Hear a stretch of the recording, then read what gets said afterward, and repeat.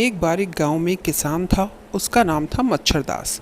मच्छरदास की पत्नी झगड़ालू औरत थी और बात बात पर किसान से झगड़ा करती रहती थी। एक दिन की बात है, रियासत के राजा के कुछ सिपाही मच्छरदास के घर में घुसे और उसकी पत्नी से बोले, हम इस गांव में किसी अच्छे वैद्य की तलाश में आए हैं। हमारे राजा के पाँव में फोड़ा निकल आया है। लाख उपचार के बाद भी वह ठीक नहीं हो पा रहा है। तुम किसी अच्छे वैद्य को जानती हो तो हमें बताओ। तभी किसान की पत्नी को तरकीब सूझी। वह अपने पति से छुटकारा पाना चाहती थी। वह सिपाहियों से बोली, मेरे पति पहुंचे हुए हकीम हैं, लेकिन वह अपने गांव से बाहर जाकर किसी का इलाज नहीं करते। मरीज को यहीं लाना पड़ता है। फिर भी आप उनसे मिलना चाहते हैं तो सामने वाले खेत में वो काम कर रहे हैं, आपको वो वहीं मिलेंगे। मच्छरदास की पत्नी की बात सुनकर सिपाही खेत में जा पहुंचे। उस समय वह वहां काम कर रहा था। सिपाहियों ने किसान को अपने साथ राजमहल चलने के लिए कहा। मच्छरदास बेचारा घबरा गया। वह कोई वैद्य न था। समझ गया कि यह सब उसकी पत्नी की चाल है। उसने बहुत कहा कि वह कोई हकीम या वैद्य नहीं है, पर सिपाही उसकी एक न माने। जबरदस्ती उसे उठाकर राजमहल ले गए। मरता क्या ना करता। मच्छरदास ने महल के बाहर उगी हुई थोड़ी सी घास तोड़ी और बिस्तर पर पड़े राजा के फोड़े पर दबाकर घिस दी। चमत्कार हुआ, राजा का फोड़ा फूट गया और राजा ठीक हो गया। अब राजा ने उससे ढेर सारे इनाम दिए और अपने महल में ही रहने के लिए कक्ष भी दिया। मच्छरदास भी यही चाहता था। वह अपनी झगड़ालू पत्नी की सूरत भी देखना नहीं चाहता था।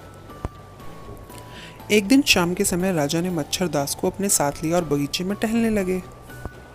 तभी एक मच्छर राजा की नाक पर बैठ गया। राजा ने उसे अपनी मुट्ठी में बंद कर लिया। यूं ही मजाक में राजा ने उससे पूछा कि हकीम जी बताओ तो हमारी मुट्ठी में क्या है। राजा को नहीं मालूम था कि वैद्य का नाम मच्छरदास है। किसान घबरा गया और घबराहट में खुद ही बुदबुदाया, फंस गया ना मच्छर। राजा को यह सुनकर हैरानी हुई और मुस्कुराकर बोले, वाह वैद्य जी, आप अंतर्यामी भी हैं। मेरी मुट्ठी में तो सच में ही एक मच्छर था। जान बची तो लाखों पाए। मच्छरदास कुछ समझ न पाया। राजा किसान को अब अक्सर अपने साथ रखने लगे। इससे राजमहल के मंत्री और राजा के खास आदमी किसान से जलने लगे।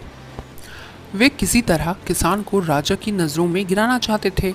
उन्होंने एक तरकीब सोची और किसान को विश्वास में लेकर कहा कि तुम्हें शायद नहीं मालूम कि कल साल का एक खास दिन है। कल के दिन राजा का कोई प्यारा आदमी यदि राजा को सिंहासन से खींच ले तो राजा बहुत खुश होते हैं और फिर उसे पुरस्कार से सम्मानित भी करते हैं।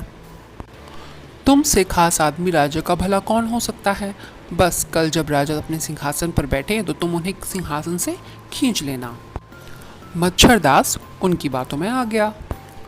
अगले दिन जब राजा अपने सिंहासन पर बैठे तो मच्छरदास ने राजा को बांह से पकड़ा और जोर से अपनी ओर खींच लिया।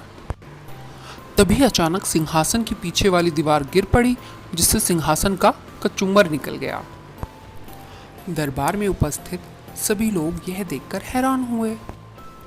राजा भी यह देखकर स्तब्ध थे कि यदि दीवार गिरने से पहले ही उन्हें खींचा ना जाता तो सिंहासन के साथ उनका भी कचूमर निकल जाता। वह मच्छरदास से बड़े ही प्रसन्न हुए और खुश होकर उसे अपना महामंत्री नियुक्त कर लिया। ईर्ष्यालु लोगों को मुंह की खानी पड़ी।